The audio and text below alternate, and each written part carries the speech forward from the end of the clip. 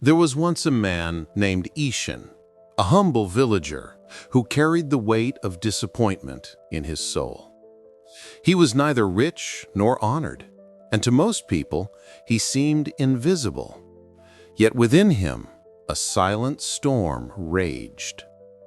Every morning Eshan woke up to the same wooden walls of his small home, to the same worn sandals by his door, to the same long walk to the fields where he worked for little pay.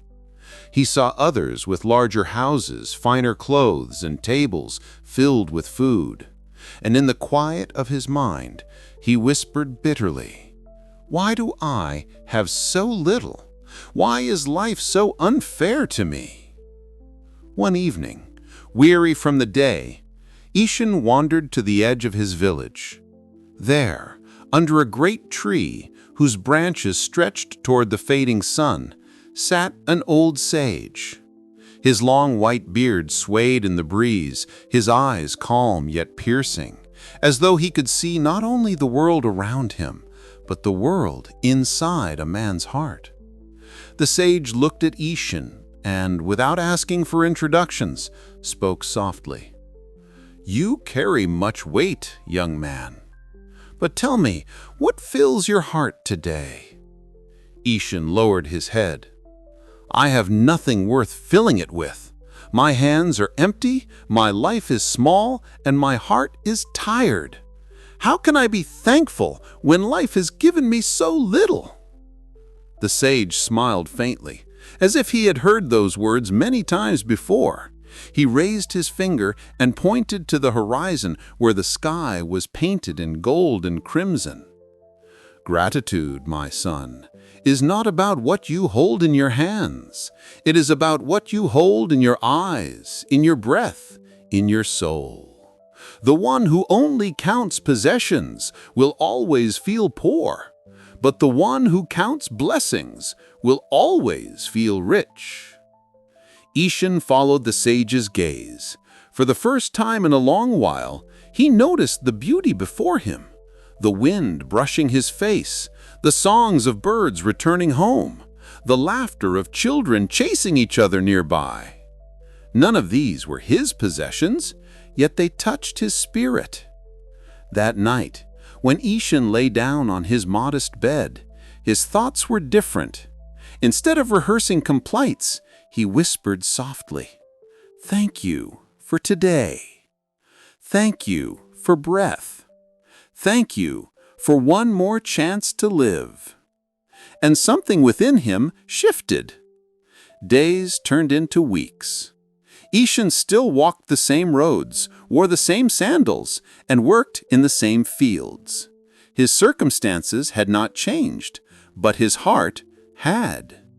Each morning, he looked for one small thing to be thankful for: the cool taste of water, the shade of a tree, the kindness of a neighbor's smile. What once felt like a life of scarcity slowly began to feel like a life of abundance. His heart grew lighter, and people began to notice. When they asked what had changed, he answered simply, "Nothing and everything. My life is the same, but I no longer live it with an empty heart." Gratitude is not about ignoring pain. It is about choosing to see beauty even when life feels heavy. It is about shifting your focus from what is missing to what is already here.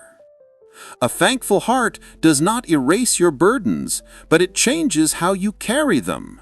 It transforms complaining into appreciation, restlessness into peace, and scarcity into abundance. We live in a world that constantly whispers, "You are not enough. You do not have enough."